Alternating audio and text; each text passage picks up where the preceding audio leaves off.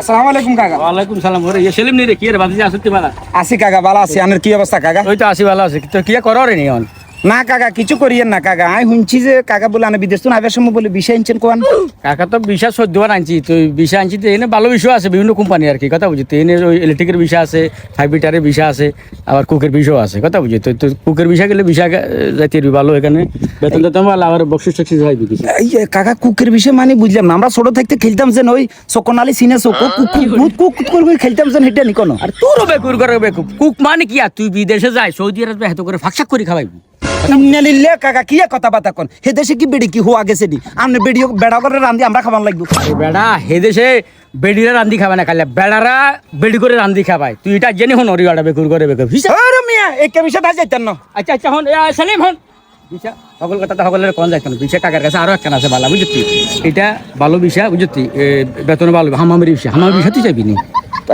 যাতে বালা বিষয় কইছেন হামামের বিষয় জামু এনে সারি কি কাকা না ইনে আছে মানে তোর কাজ হবে কি মানে তুই টয়লেট সাফ করবি এই আলার থালা আলার থালা কেমিশা দরকার নাই আলার থালা এসে জানি কমি না